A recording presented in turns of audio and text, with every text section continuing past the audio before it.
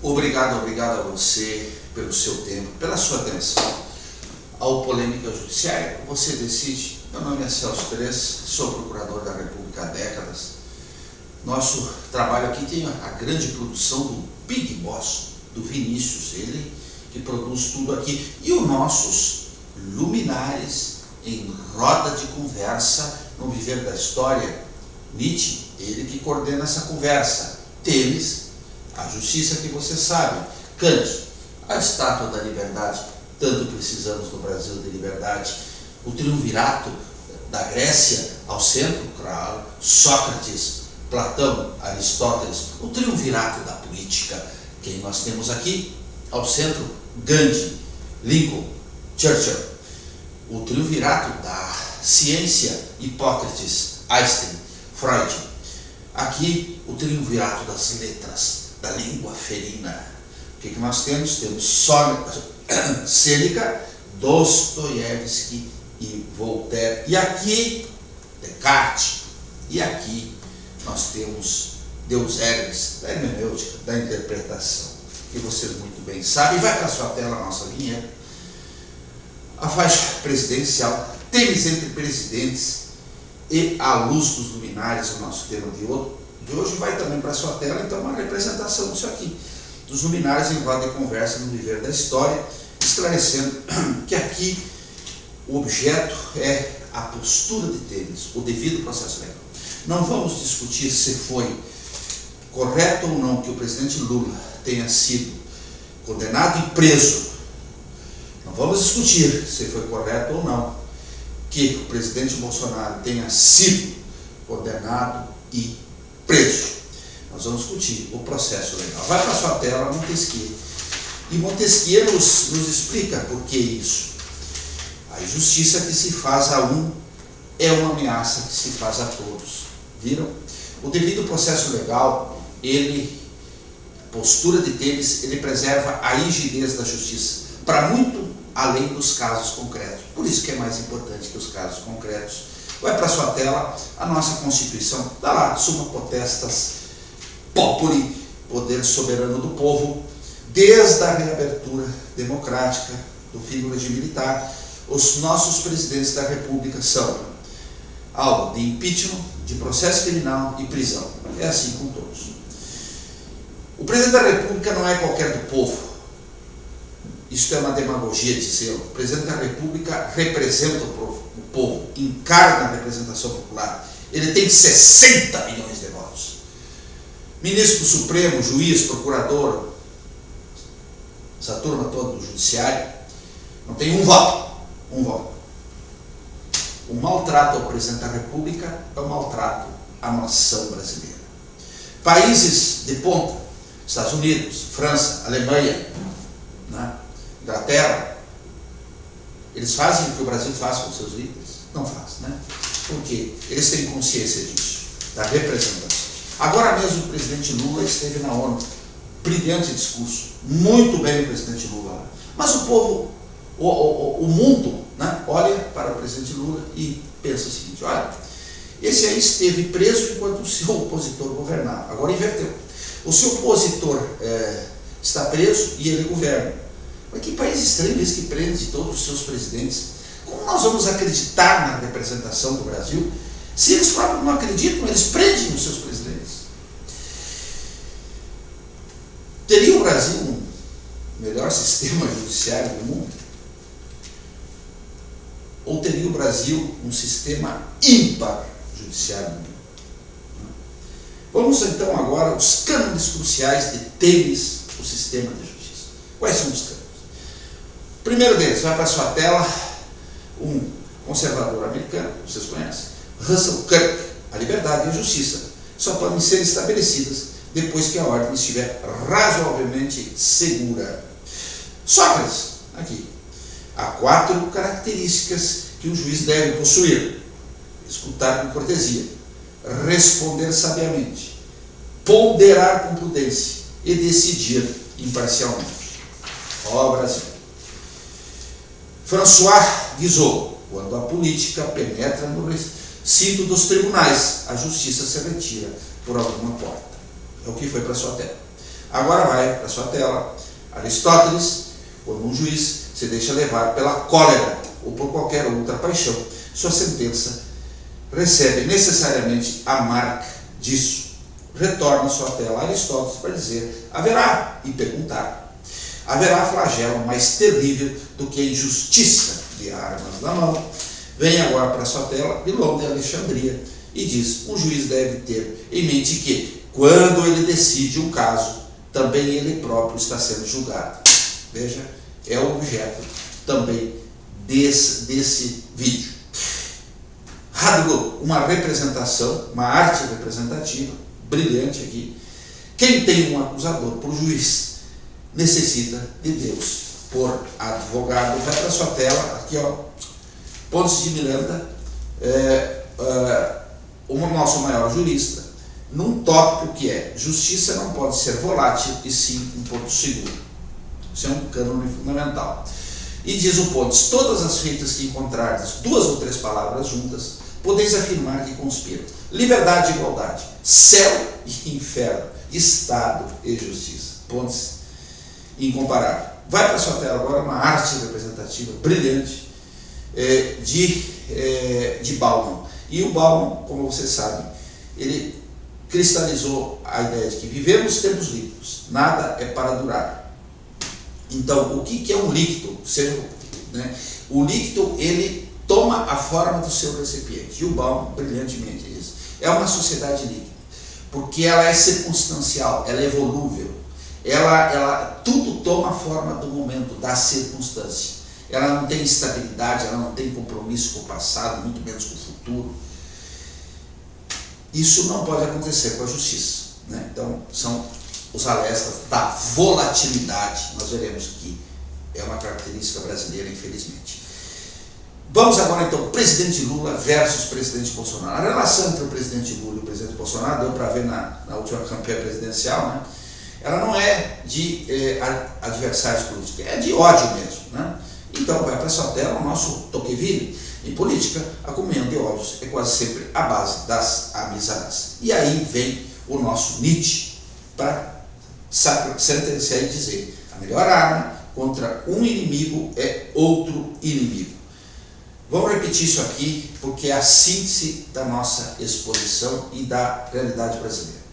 Vejam bem: o inimigo do meu inimigo é meu amigo no sistema de justiça.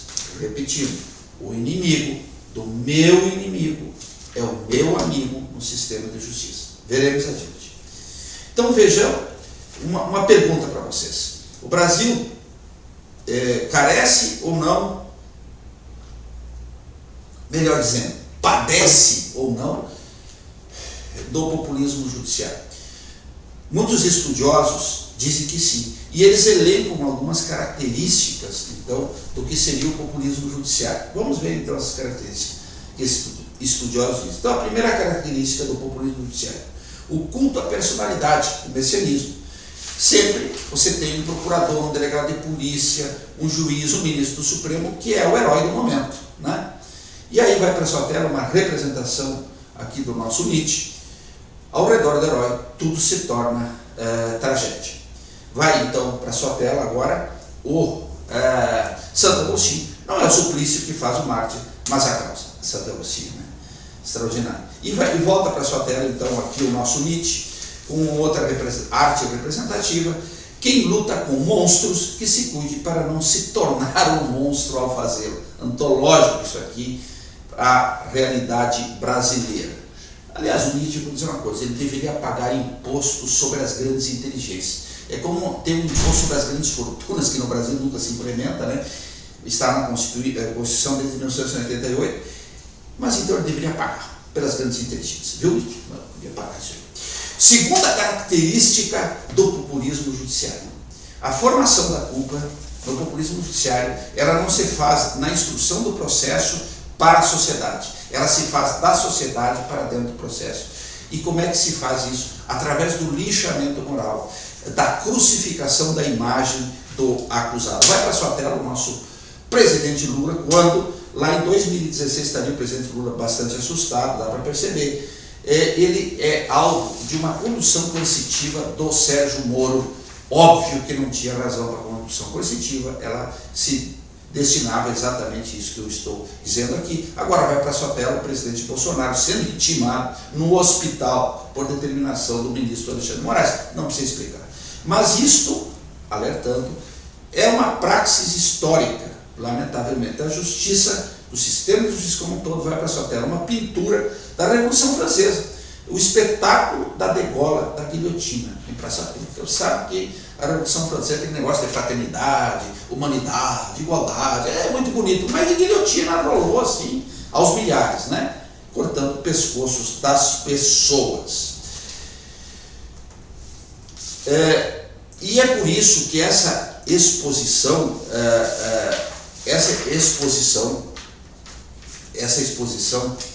das pessoas faz com que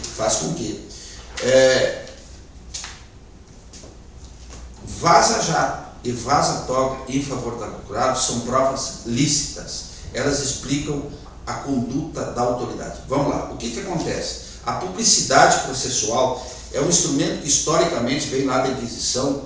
Ela é uma garantia do acusado. Por quê? Porque sobre os segredos, por detrás das cortes, como se diria, se cometia atrocidades. Então, a publicidade é um instrumento de defesa do acusado. O que nós vemos no Brasil? É uma subversão. A publicidade se torna um instrumento de exibição da autoridade que se promove pessoalmente à custa, então, do escracho do acusado. E é por isso que Vaza Toga e Vaza Jato são provas lícitas em favor do acusado, não para responsabilizar as autoridades. São coisas diferentes, porque elas explicitam a conduta da autoridade. Então, falar em sigilo a respeito da conduta da autoridade é uma heresia jurídica, um sacrilégio jurídico. Essa que é a realidade.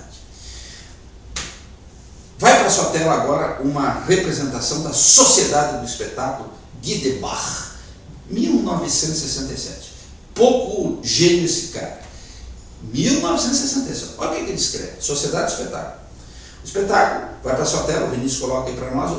O espetáculo não é um conjunto de imagens, mas uma relação social entre pessoas, mediada por imagens.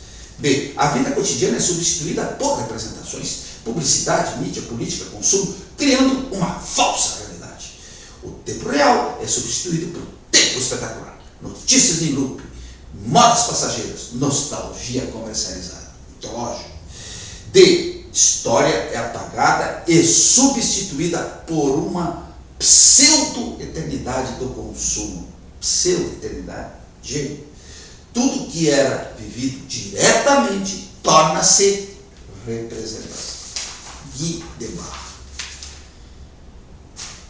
E a justiça não pode ser a sociedade do espetáculo.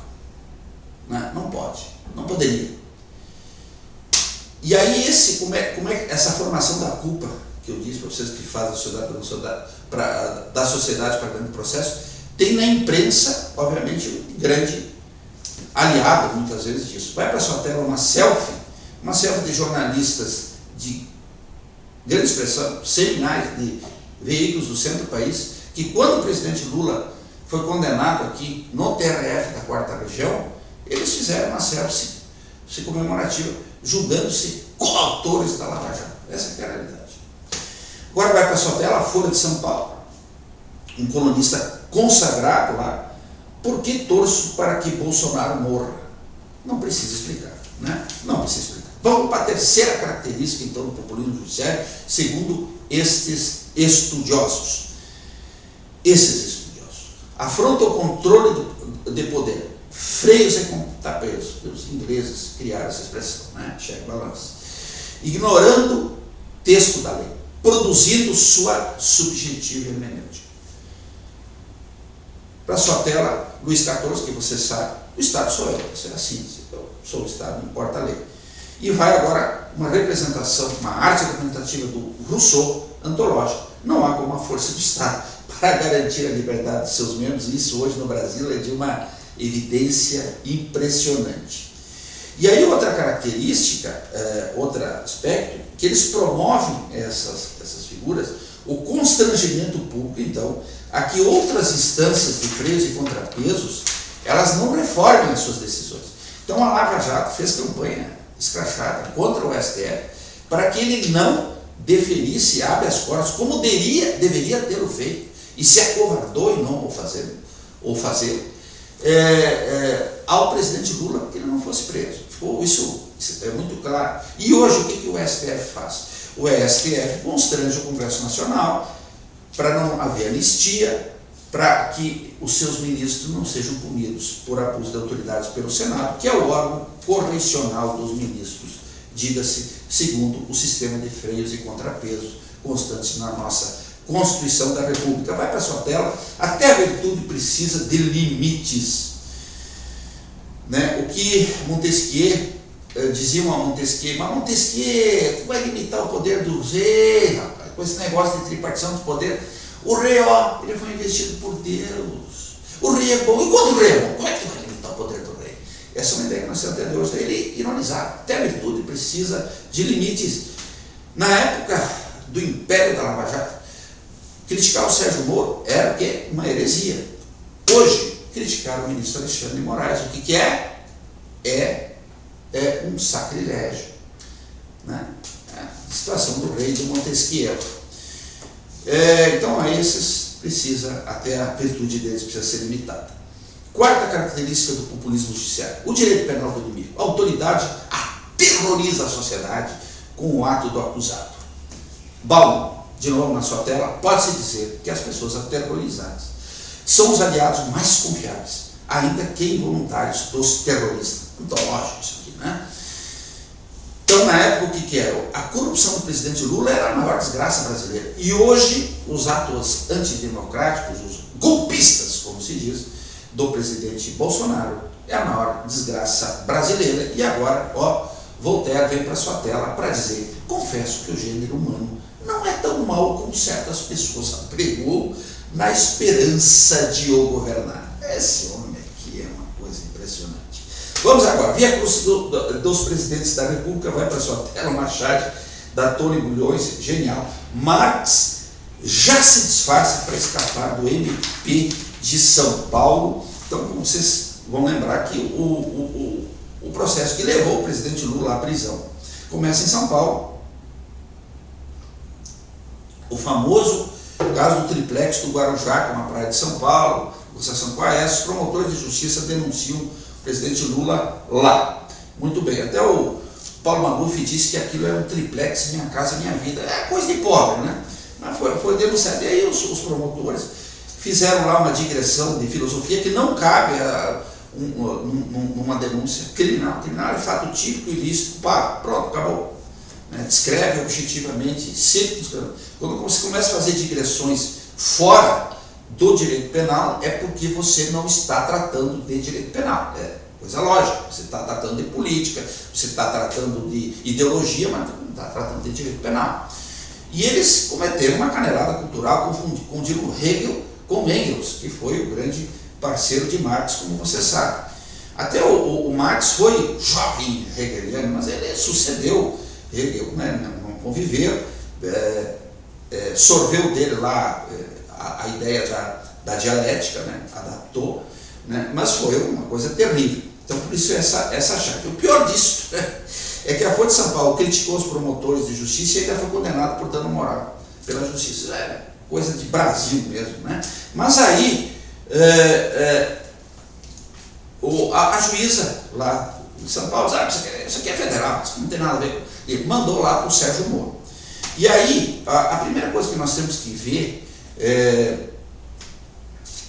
atentar que as pessoas não cuidem muito, quando você tem um juiz ou um tribunal que concentra os processos, significa o quê? Significa que tu tem um acusador.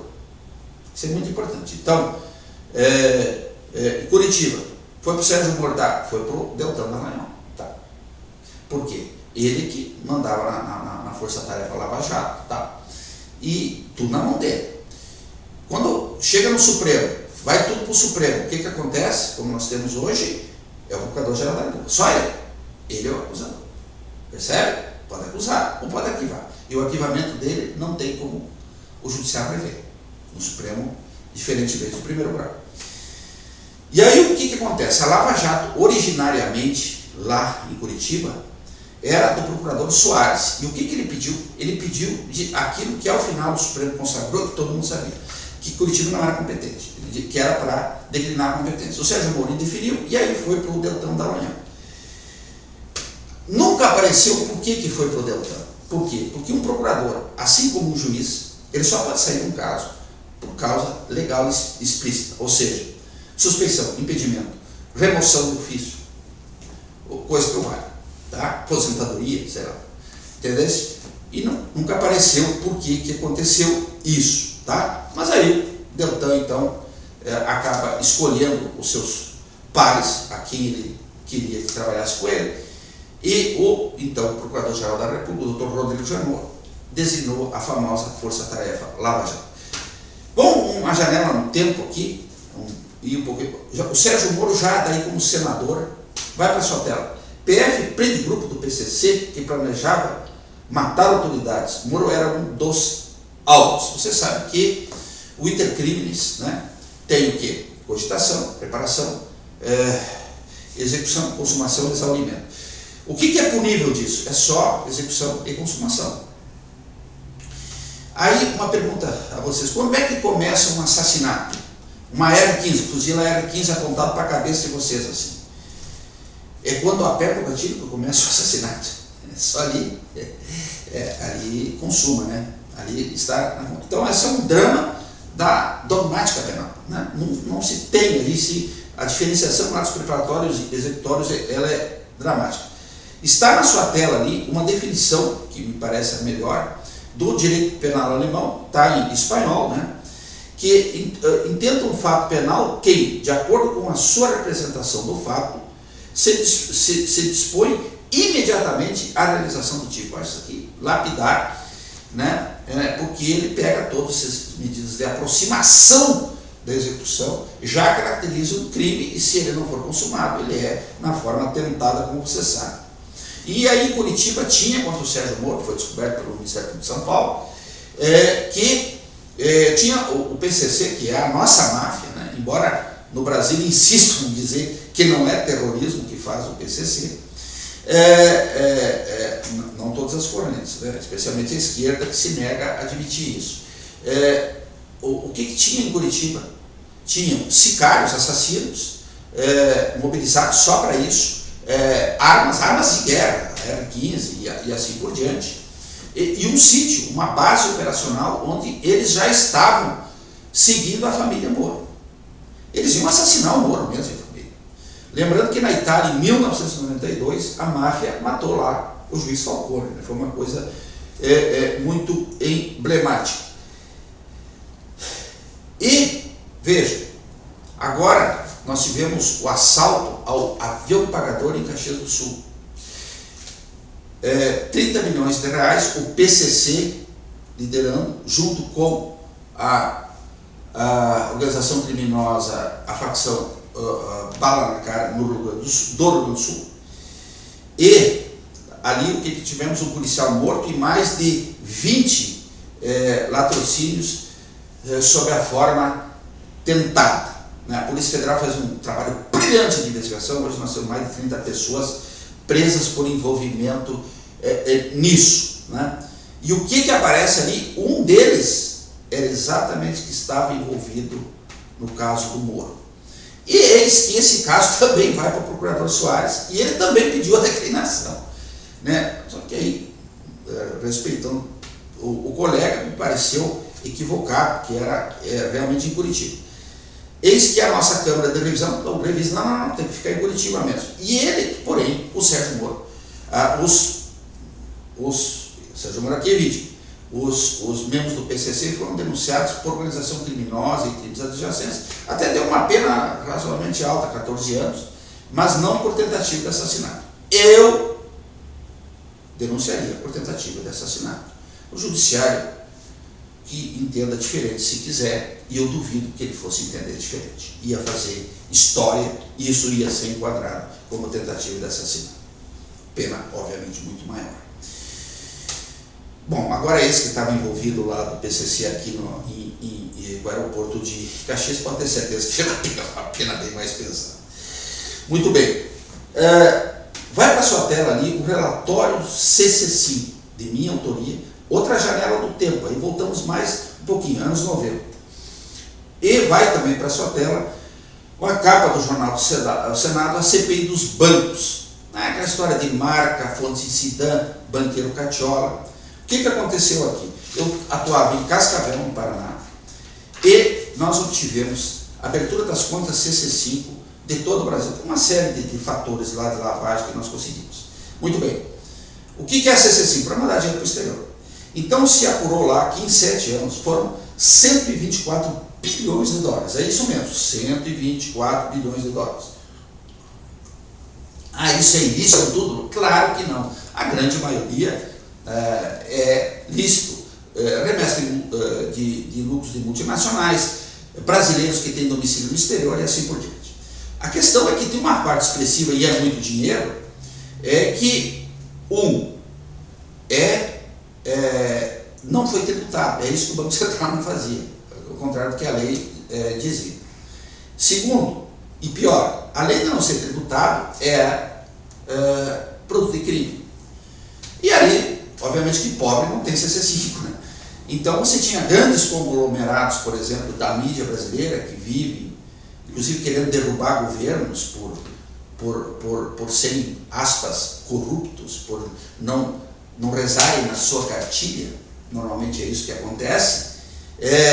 Tínhamos ministros da Justiça, ministros do STF, nenhum dos atuais. Já me incomodei bastante na época. E isso é coisa do século passado. Terminou, tá bom? Deixar bem claro.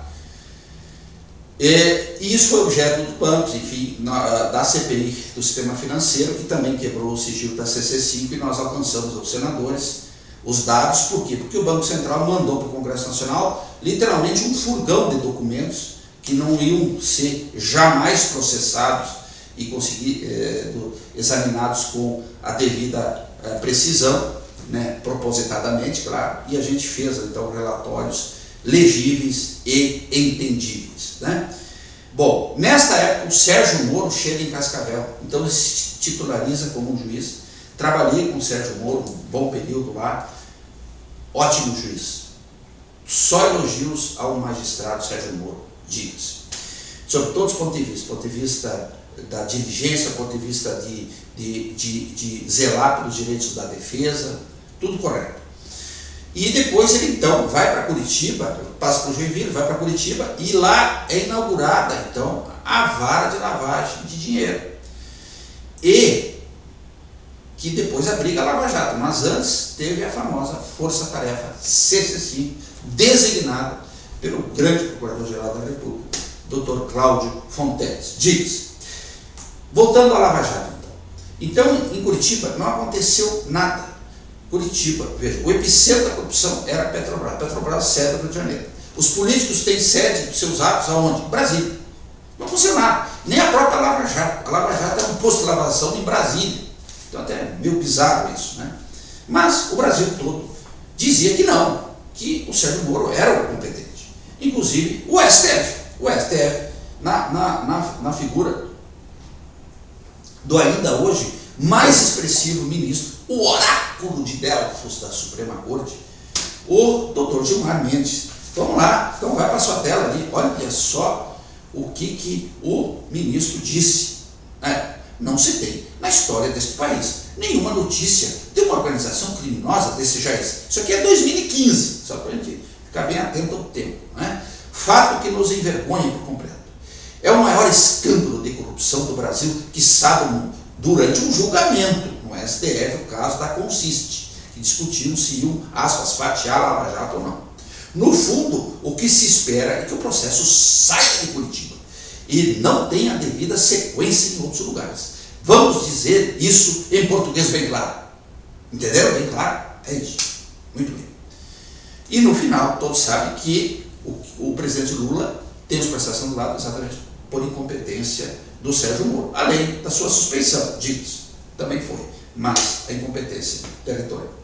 Então vai para a sua tela, Thomas Hobbes, e nos diz, é autoridade, e não a verdade, que faz a lei, antológico. E hoje, Hoje vai para a sua tela, então, o ministro Gilmar Mendes aqui, ó, Gilmar Mendes faz críticas à Lava Jato e compara a operação do PCC que nós falamos. Veja só, PCC que quis matar o Sérgio Moro. Muito bem, e só não conseguiu porque foi abortada pela investigação.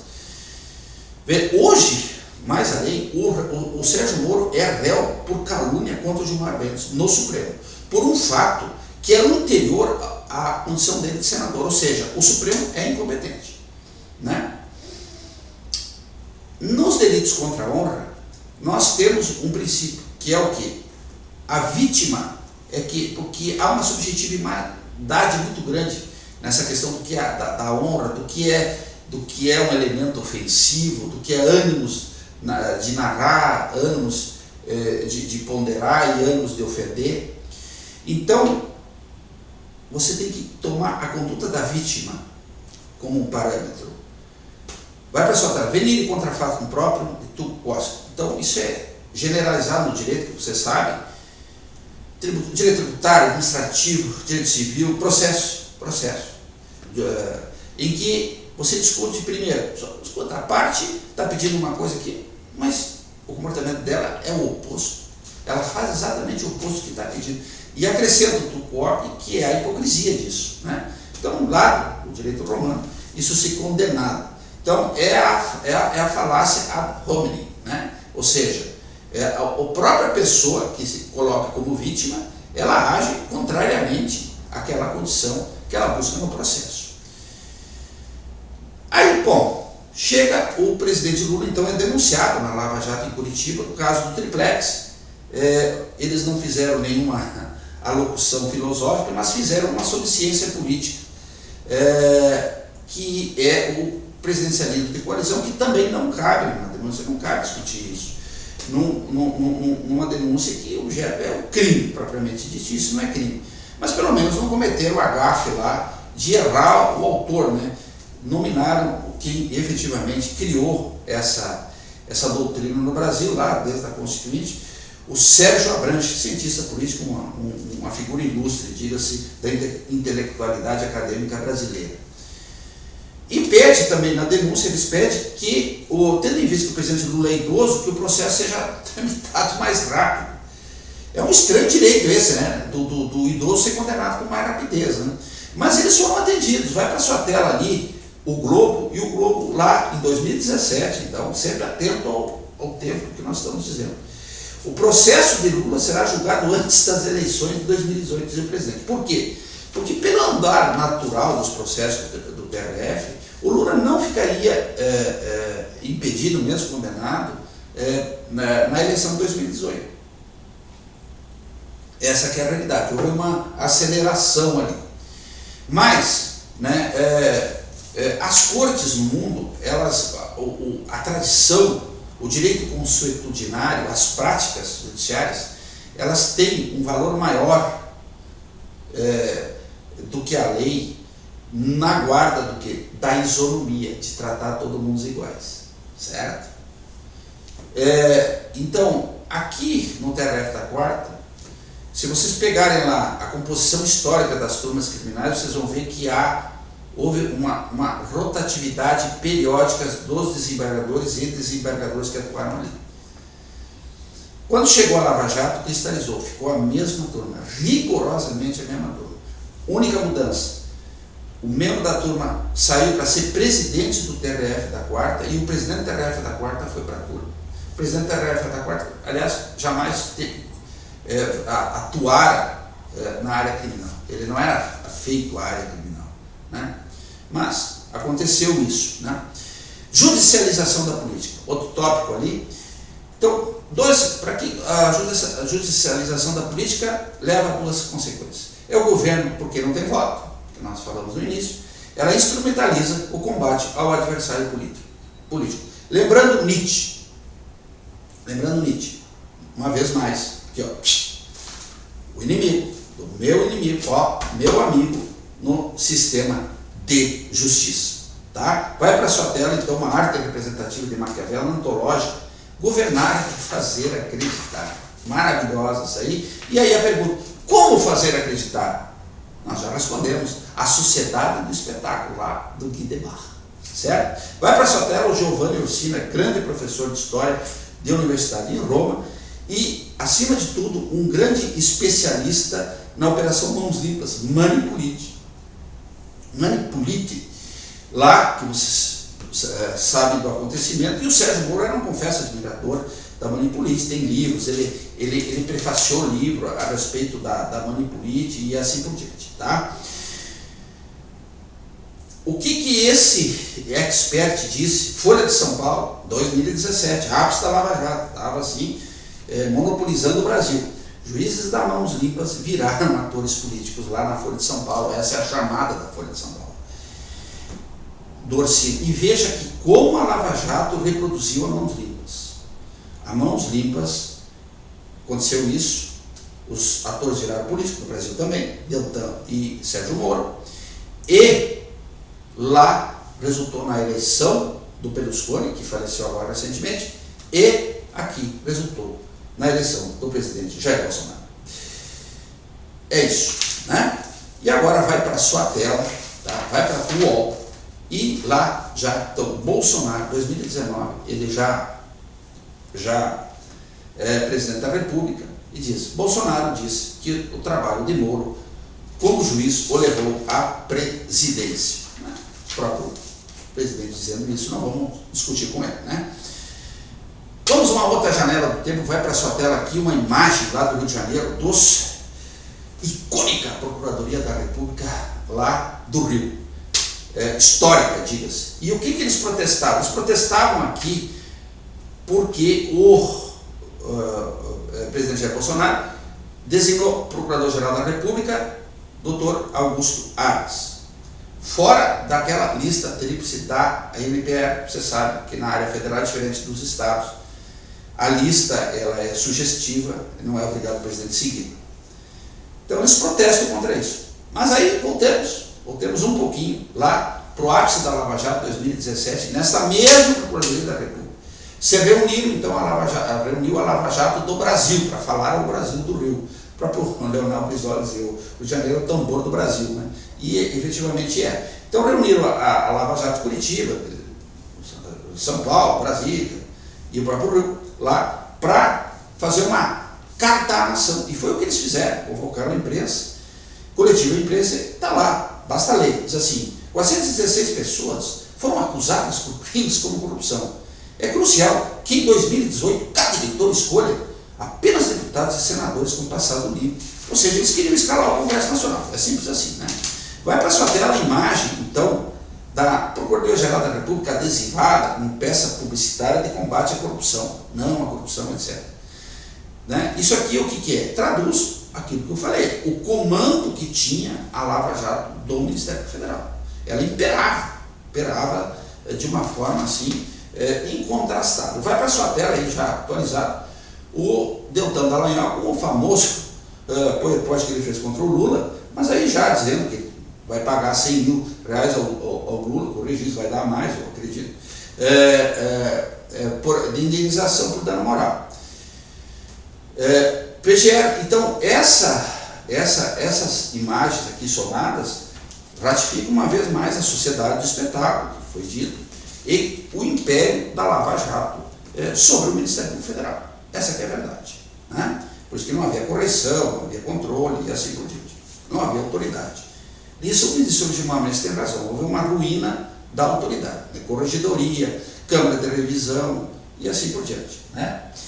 Vai para a sua tela agora a obra do Dr. Rodrigo Janot, é uma autobiografia dele mesmo, ele que escreveu com auxílio do jornalista, né? E portanto o que ele está ali dito é verdade, né? Leia essa biografia porque ela tem coisas muito impactantes, eu diria assombrosas, né? E na chamada capa diz lá, bastidores da operação que colocou o sistema político em xeque. Ora, isso aqui já é uma confissão, né? Porque, como eu referi, qual é o objeto da ação penal? É punir por um crime, fato típico, ilícito, pago, tal, né? E não é para atacar o sistema político. Então isso é uma confissão do objetivo político, né? Se usava a expressão, e ele usa, quadrilhão do PP, quadrilhão do PMDB, quadrilhão do PT, né? Isso é terrível isso, né? Então, era exatamente nesse sentido da desqualificação da política. E um aspecto, quando as denúncias na famosa lista do Janot entraram no STF, já não existia mais o crime de quadrilha. Ele fora substituído, o nome iuris deles, por associação criminosa. Mesmo assim, ele continuava colocando umas peças lá, quadrilha, né? Então, isso é muito grave, né? Como falei lá da Itália e tal, porque quando você, das cinzas da política, não nasce o Estado democrático, nasce regimes extremistas. Isso é a história, tá? O ataque ao sistema político, como é que, vejam a história lá, como é que Mussolini ascendeu ao poder na Itália. Foi atacando o imperador de então. A marcha sobre Roma, né, desqualificando, obrigando o imperador a nomear o primeiro-ministro. Foi assim que aconteceu.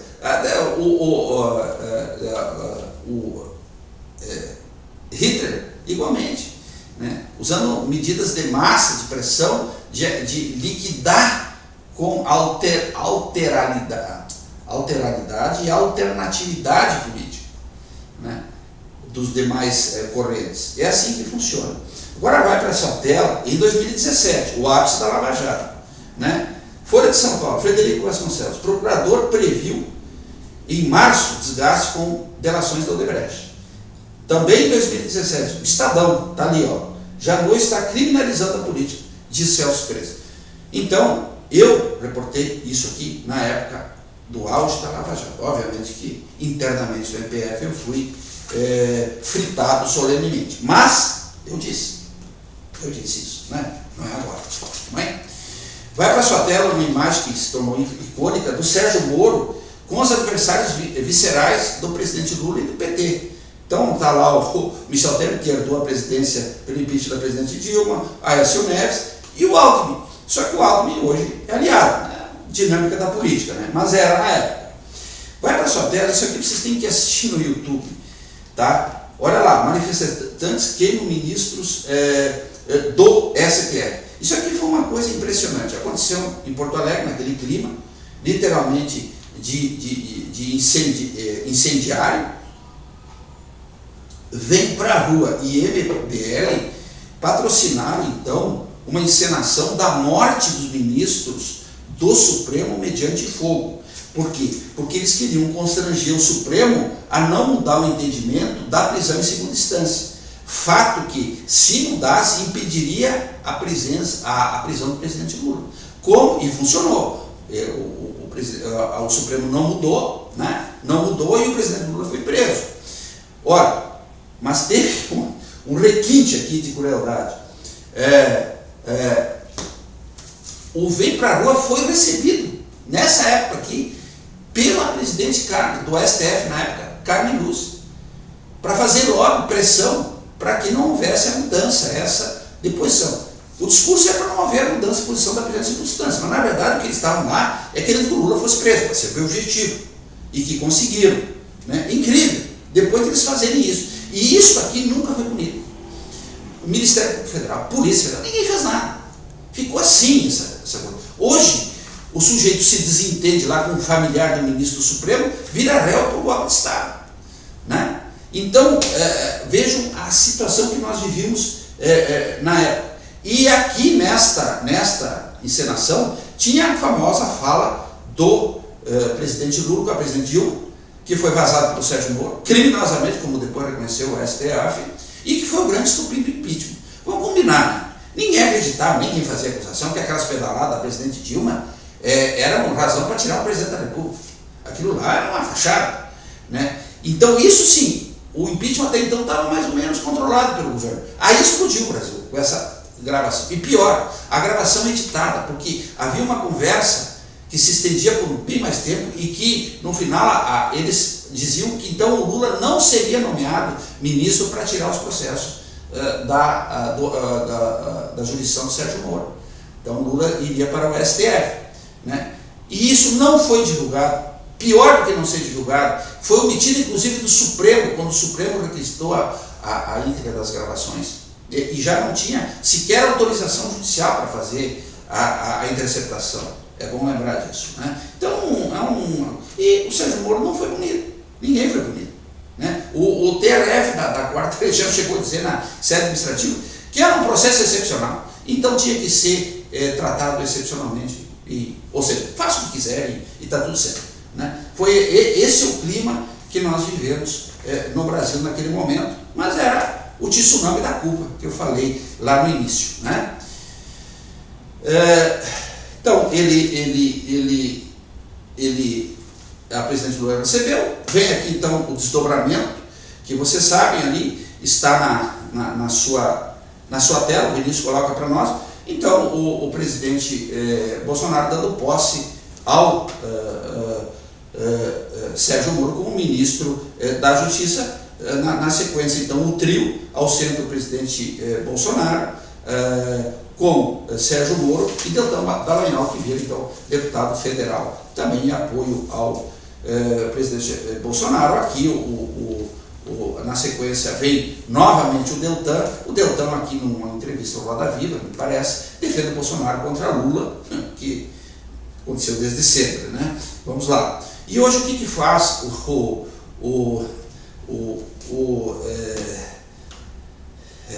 Deltan? Deltan é um influencer, tem muitos seguidores nas redes sociais, e ele tem dois objetos no seu dia a dia: atacar o STF, né, e defender o presidente Lula. É isso que ele faz.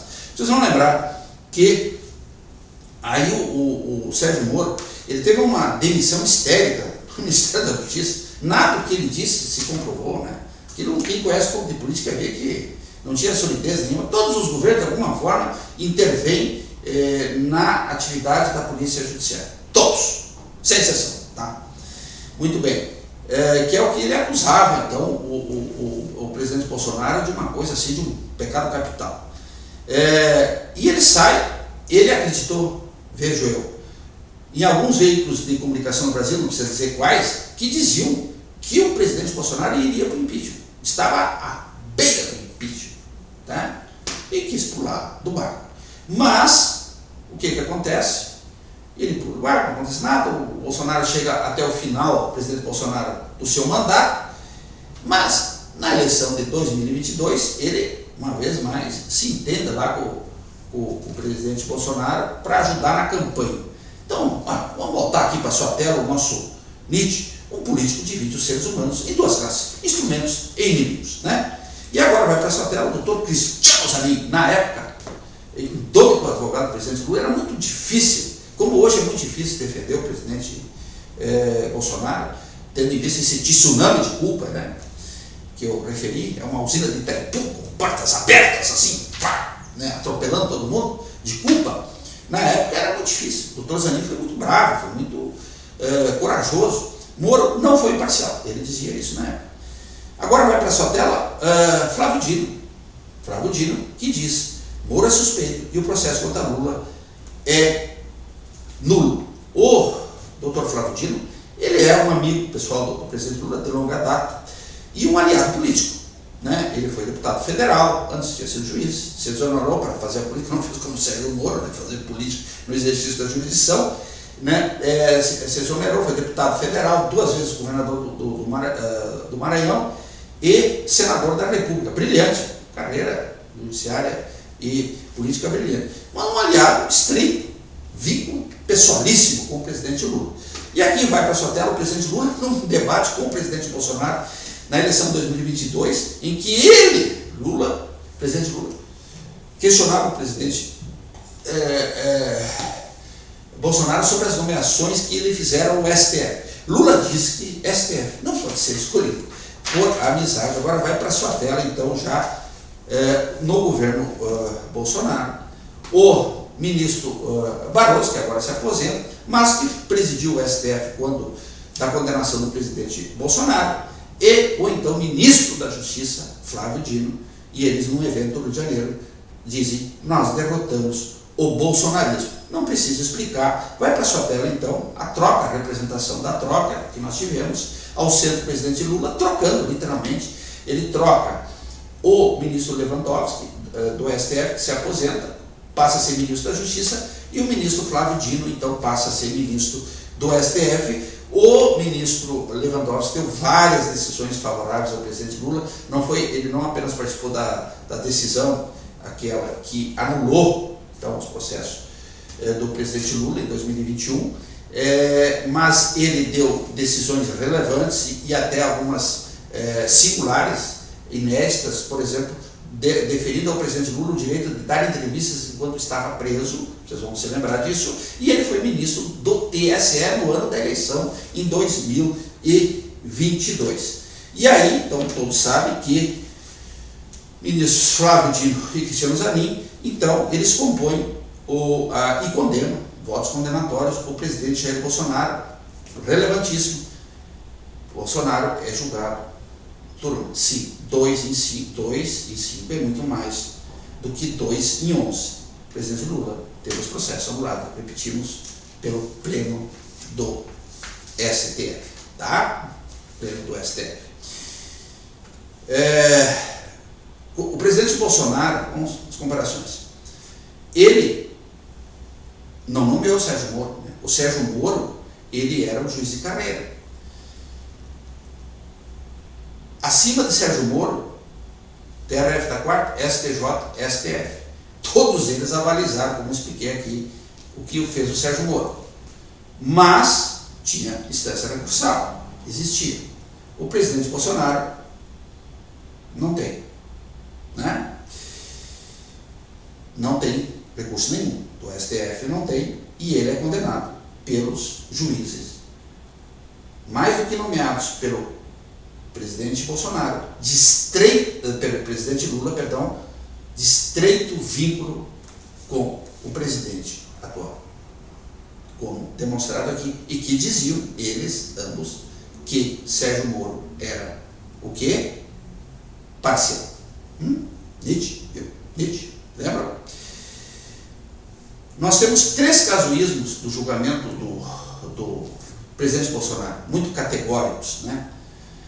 O Supremo retroagiu ao século passado, falei da CC5 do século passado, retroagiu lá, 1999, e refez a súmula 394, que dizia que os ex-ocupantes de cargos públicos mantinham foro especial. Por quê? Porque assim como o presidente Lula começou lá em primeiro grau, o presidente Bolsonaro também, ele deveria ser processado em primeiro grau. Perceberam? Então, isso é uma mudança que não precisa explicar o tamanho dela. Segundo, ele afastou da corte o juiz de garantias, sem nenhum fundamento. A lei não autoriza isso, né? Até nos tribunais é mais fácil implementar o juiz de garantias, porque tem vários juízes, uma coisa simples, né? Então, se é colegiado o juiz, um que é garantia no processo, não vai julgar. E aí, o que significaria isso? O juiz de garantias? O Alexandre de Moraes não poderia julgar, né? E o terceiro é você julgar o presidente da República na turma e não no pleno, que é uma violação, uma simetria assim, grotesca, essa que é a verdade. Vamos dar novamente o Nietzsche, aqui ó, inimigo, o meu inimigo, meu amigo, o sistema de justiça. Dizem que o presidente Bolsonaro não é uma pessoa de muitas luzes, parece que não é mesmo. Será que faltam ele aqui quais luzes? Luzes de Maquiavel? Pois é, talvez até falte as luzes de Maquiavel. Mas nós vamos ver por quê, né? Veja, o presidente, como referido lá atrás, designou como Procurador-Geral da República o doutor Augusto Aras, e que foi, diga-se, acoimado de acabar com a Lava Jato. O presidente, o doutor Augusto Aras, pelo contrário, ele foi sabotado internamente no MPF, na sua gestão, pelas forças da Lava Jato. É isso que aconteceu. Foi isso que ocorreu, uma pessoa correta, séria. O que ele sabia é que você não poderia dar sequência ao desastre que foi a gestão do doutor Rodrigo Janot. Deveria ter uma ordem. Lembra lá do Russell Kirk, na ordem da justiça? A justiça precisa de uma ordem. Você não pode falar em igualdade e justiça sem que haja ordem.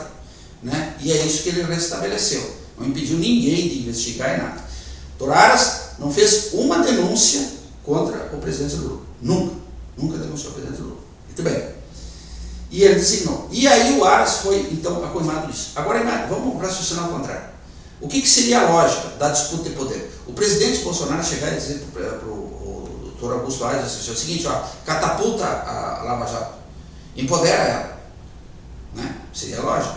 Porque significaria o quê? Se o PT e o presidente Lula já estavam na lona, o presidente preso, etc., sepultaria. Porque, obviamente, que a Lava Jato, naquela sequência ali, liquidaria com o PT. Vamos ser bem objetivos. E mais, o presidente da República, ele tem muitos poderes além do que está na lei e na Constituição. Os poderes dos bastidores. E os ministros do STF têm muitos, diria Leonel de Moura Brizola, interesses. Então ele tem poder sim. Quando se ensaiou ali que o STF anularia os processos de Lula, o presidente Bolsonaro poderia mover sim as forças da República contra essa decisão do STF que se avizinhava. E que o presidente Lula, então, não voltasse para a prisão, mas que ele ficasse inelegível, como o presidente Bolsonaro ficou, diga-se. Né? Era possível, claro, e lógico até, mas tá,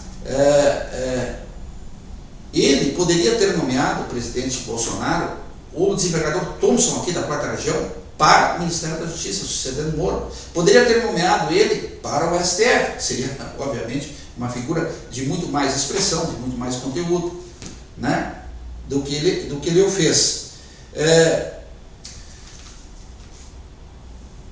Nós tivemos um fato que passou despercebido. Assim. Aqui na 4ª Região nós tivemos um provimento, inclusive que está em turma criminal, pelo 5º Constitucional, de membro do Ministério Público Federal. E na lista tríplice que chegou na mesa lá, que é votada aí pelos membros do MPF, né, como você sabe, e passa pelo TRF, né, bota a lista sexta, vai para o TRF, lista tríplice, e aí vai para o presidente da República. Aí chegou lá a lista, tinha um procurador, um destacado procurador, inclusive trabalhei com ele, uma figura ilustre, que se destacou muito na acusação do presidente Lula. Qual era a lógica? Nomear ele, desembargador. Não era a lógica? Não, foi nomeado o outro, doutor Ângelo Ilha Moreira, doutor pela USP, professor titular da URGS, né, uma figura exponencial, sem dúvida nenhuma, mas não foi o outro procurador. Né? Então, isso é uma coisa importante. Então, essa de Maquiavel, volta, né? Qual a luz de Maquiavel que faltou? Vai para a sua tela. A ilustração: aos amigos, os favores, aos inimigos, a lei. Né? Não precisa dizer mais nada. Isso que faltou, essas luzes, ao presidente Bolsonaro. Então, qual é o status atual da Lava Jato no MPF? Tá? Agora, então, quando o presidente Lula assumiu para o 3º mandato, né, na hora da renovação da Procuradoria-Geral da República, muitos candidatos, e é legítimo que eu fizesse, né, mas foram ao presidente então, postular que fosse nomeado. E vários deles disseram que eles tinham sido críticos à Lava Jato, lá em 2000. Na época que a Lava Jato imperava, 2017 e tal, que o presidente Lula esteve preso a partir de 2018 e tal. Né? Mas isso é uma absoluta surpresa, porque ninguém sabia que eles tinham sido críticos aos seus próprios. Né? Então vai para essa tela o poder do nosso Milor Fernandes, antológico. O poder é o camaleão ao contrário. Todos tomam a sua cor. Né? Então, hoje, internamente, a Lava Jato está sepultada no silêncio do esquecimento. E isto é injusto, é importante dizer isso. É injusto porque a Lava Jato foi a maior investigação da nossa história. Depois dela, tudo vai ser muito pequeno. Essa que é a realidade. Né? E ao contrário, hoje o que tem eu vou ver que para investigar a corrupção no país é muito difícil. Todo mundo puxou o freio de mão. Essa que é a verdade. As forças de investigação. Né? Vocês vão lembrar, aparecia gente devolvendo 100 milhões de dólares. Devolvendo 100 milhões de dólares. Isso vai dar mais de 500 milhões de reais. E ninguém devolve mais do que afanou, do que desviou. Né? Isso é uma coisa surreal, assim, de quebrar a indústria cinematográfica de Hollywood. Né? Então, essas situações, vocês vejam aqui, agora o presidente Lula, ele deu lá, não sei se é bem assim a pronúncia correta, mas para a esposa do presidente do Peru, Nadine Heredia, ela foi condenada a 15 anos de prisão junto com o marido, Ollanta Humala, por corrupção com a Odebrecht, mercê do que? Das provas que a Lava Jato colheu no Brasil. Isso a justiça não anulou as provas, veja bem, não é está acontecendo no Brasil, e aplicou a pena. Pois o presidente Lula omisia dar asilo político, como se ela fosse uma perseguida política. Pasme, o presidente Bolsonaro, um dos fundamentos para se dizer que havia risco de fuga para deixar ele sob prisão, é de que ele se aproximou, esteve em embaixada estrangeira em Brasília e que, portanto, esteve na iminência de pedir asilo político. Entenderam? Dito como pedir asilo político como indicativo de fuga. E esse país prende o seu presidente por isso, né? E, paralelamente, dá asilo a quem comprovadamente é condenado pela justiça peruana por corrupção. Isso é uma coisa surreal. Vai para a sua tela, o Tribunal Superior Eleitoral.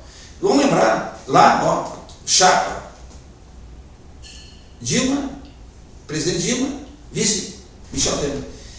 A Lava Jato coletou provas cabais de que centenas de milhões de reais, repetindo, centenas de milhões de reais foram usados, produtos de corrupção foram usados na campanha eleitoral. Né? O que aconteceu no TSE? Leiam lá o voto do ministro Herman Benjamin, que foi o relator, né? Leiam o voto dele. Está na internet aí.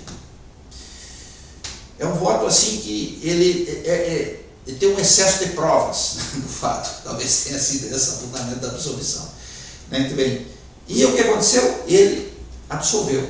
E aí acontece com o presidente Bolsonaro, ele é tornado 2 vezes inelegível, condenado pelo mesmo TSE. Por quê? Primeiro, fez uma reunião com embaixadores estrangeiros, esse negócio de embaixador estrangeiro com o presidente Bolsonaro não dá certo. Né? E aí o TSE se sentiu ofendido. E 2, uma solenidade de 7 de setembro. Acha em algum lugar do mundo que alguém com 60 milhões de votos tenha tido, caçado a sua candidatura, o seu registro de candidatura, por fatos desse jeito? Desafio vocês acharem. Desafio. Não vão achar. Não adianta nem. E aí, qual é o maior golpe de Estado? Já que falamos de golpe de Estado. Qual é o mais gravoso golpe de Estado? É matar o presidente da República. E aí, vocês que conhecem a história do Brasil, melhor que eu, respondam. Qual foi o único presidente da República vitimado por tentativa de assassinato na história do Brasil? Qual foi? Vocês sabem mais a história, então vocês digam. Mas vamos parar aqui, né? Vamos cessar aqui porque o nosso Voltaire aqui vai para a sua tela. É perigoso ter razão em assuntos sobre os quais as autoridades estabelecidas estão erradas. E já que golpe de Estado é o tema do momento, só uma pifada aqui, né? E para demonstrar aquilo que nós falamos lá no início, do Ponce de Miranda, do Baum, a volatilidade da justiça brasileira, né? Vai para a sua tela um extrato do recurso meu, no STF, né? E o que eu descrevo a vocês. Em 2018, o presidente da Câmara de Vereadores aqui da região foi lá na tribuna e fez um discurso candente em 2018, tá? E citando o golpe de Estado. Isso aí é crime, né? Peguei, juntei os elementos, a prova era muito óbvia, tinha vídeo e tal, tudo. Mandei para a Polícia Federal, eles têm inquérito. A Polícia Federal resistiu para instaurar inquérito, não queria. Aí eu insisti e ela fez o inquérito e concluiu o que se esperava, ou seja, que não houve nada. Voltou para mim e tal, concluiu, denunciei, a Justiça Federal rejeitou a denúncia. Aí eu vou recorrer, é o único caso na Constituição de recurso direto para o STF. Veja o que é. O Constituinte 88 pensou o seguinte: se usa muito a lei de segurança nacional, essa questão dos crimes políticos aí, para perseguir a oposição. Então nós vamos fazer o seguinte: vai caber recurso da primeira instância, que é onde devem ser processados esses crimes, eles jamais imaginaram que um dia chegariam no STF, e o STF vai ser a guarda então desses abusos. Veja o que acontece hoje, né? Bom, aí eu interpus o recurso, o EPROC da 4ª região nem tinha gabarito em enquadramento para esse tipo de recurso, ou seja, jamais havia sido interposto. Mas finalmente chegou no STF, chegou lá, aí deram vista para a Procuradoria-Geral da República. Não, mas agora o Ministério Público Federal vai dizer que não, isso aí é delito, isso aí não pode. Não, o parecer foi contra também. Continuei, comparando com o futebol, eu me senti o Ibis, assim, né? Bom, mas aí vai para julgamento quem? O ministro Alexandre de Moraes. Aí não, aí o jogo virou, né? Porque o ministro Alexandre deu um paradigmático julgamento, isso aqui não, isso aqui é assim, é crime, tem que ser processado. Aí veio para a primeira instância, voltou aqui, aí você falou, então agora vai andar. Aí, não vai andar, porque aí eles revogaram o delito de incitação a golpe de Estado e eu voltei a ser o Ibis, né?